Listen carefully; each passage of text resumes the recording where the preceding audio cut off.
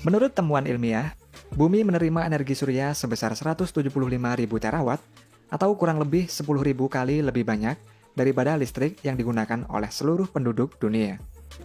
Hal ini membuktikan bahwa matahari merupakan sumber energi paling banyak dan nantinya akan menjadi sumber energi yang utama di antara sumber-sumber energi lainnya.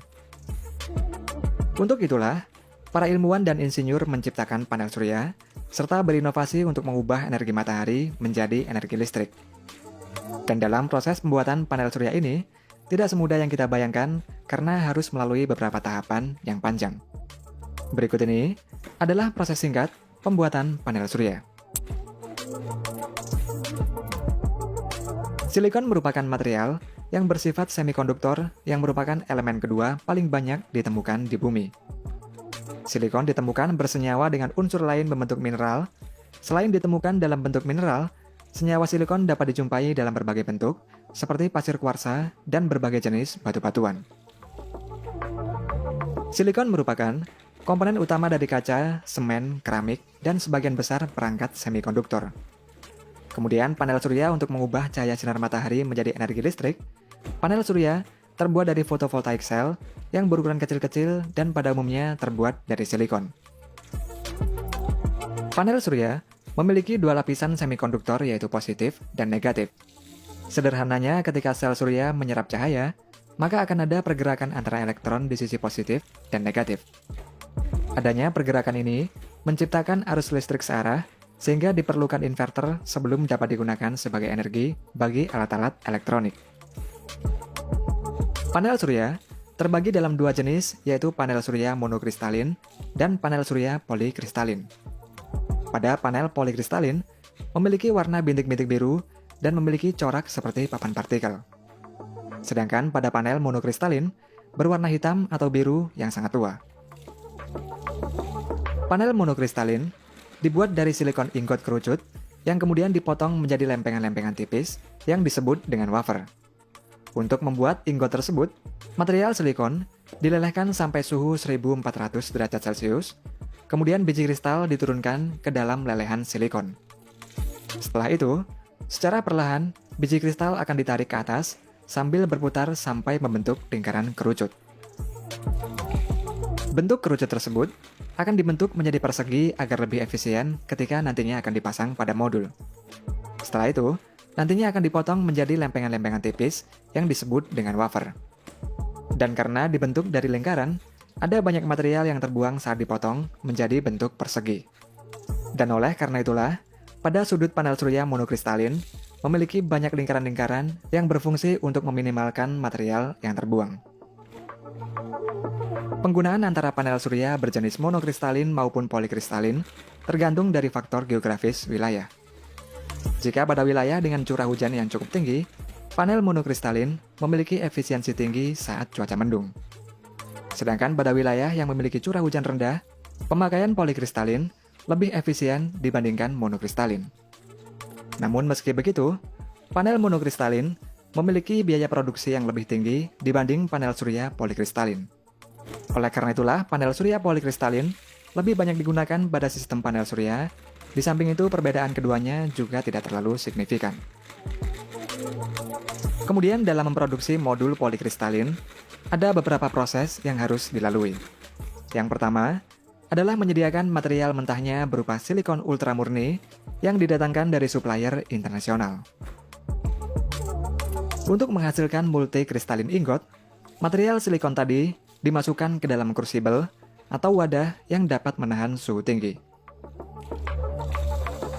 Setelah itu, crucible dimasukkan ke dalam furnace atau tungku, kemudian silikon dilelehkan pada suhu lebih dari 1400 derajat Celcius. Dan setelah 20 jam, silikon di dalam tungku akan meleleh menjadi molten silikon. Ketika molten silikon sudah dingin, bentuk molten silikon tersebut akan berubah menjadi balok dan menjadi multikristalin ingot block. Selanjutnya, untuk membuat multikristalin wafer, ingot dipotong menjadi beberapa bagian berbentuk balok-balok kecil dalam ukuran yang telah ditentukan. Dan pemotongan tersebut menggunakan gergaji kawat dengan teknik pemotongan presisi tinggi. Nantinya balok tersebut akan dipotong lagi menjadi lempengan tipis atau wafer yang memiliki ukuran dengan ketebalan 0,2 mm. Proses selanjutnya, wafer masuk ke dalam proses cleaning atau pembersihan yang bertujuan untuk membersihkan serpian-serpian yang menempel akibat proses sebelumnya. Setelah dibersihkan, wafer-wafer tersebut dilakukan pengujian yang ketat untuk melihat kualitasnya. Lalu pada tahap berikutnya adalah proses surface treatment, yakni wafer ditempatkan ke dalam bak dengan berbagai jenis cairan untuk proses pembersihan hingga pembilasan. Selanjutnya, wafer akan dikeringkan menggunakan udara panas. Panel surya memiliki banyak lapisan di dalamnya, di antaranya adalah lapisan semikonduktor positif dan negatif. Untuk itulah wafer tersebut kemudian dimasukkan di dalam tungku difusi dengan suhu antara 800 sampai 900 derajat Celcius menggunakan gas fosfor. Di dalam tungku, atom fosfor menyebar ke permukaan wafer sehingga berubah dari muatan positif menjadi muatan negatif yang kemudian menjadi sel. Setelah itu, untuk mengurangi refleksivitas sel tersebut, sel ini kemudian dilapisi dengan silikon nitrida sehingga berubah warnanya menjadi berwarna biru. Selanjutnya pada sel, dibuat kontak dengan cara dilakukan proses pencetakan menggunakan pasta silver, yang mana kontak ini berfungsi sebagai konduktor saat listrik dihasilkan oleh sel.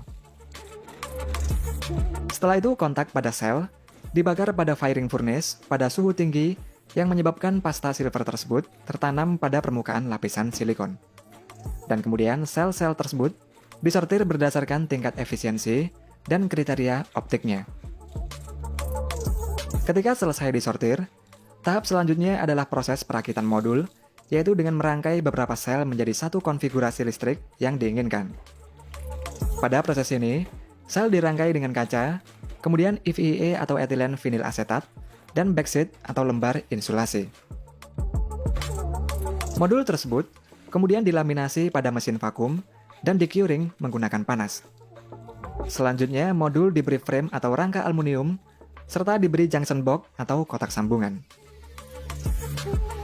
Setelah selesai, modul-modul ini dilakukan serangkaian pengujian untuk melihat kualitasnya sebelum dikemas. Pengujian-pengujian tersebut meliputi tes menggunakan kamera inframerah untuk melihat keretakan-keretakan pada sel. Kemudian tes lainnya yaitu mechanical loading yang berfungsi mengetahui tingkat ketahanan modul pada kondisi yang sangat ekstrim, lalu heavy impact test di mana modul tersebut diberi tekanan yang kuat untuk melihat daya tahannya. Dan selain tes tersebut, masih banyak lagi tes yang dilakukan. Ketika modul lolos pengujian tersebut, nantinya kemudian akan dikemas pada kemasan yang khusus yang berguna melindungi modul saat akan dikirim ke konsumen.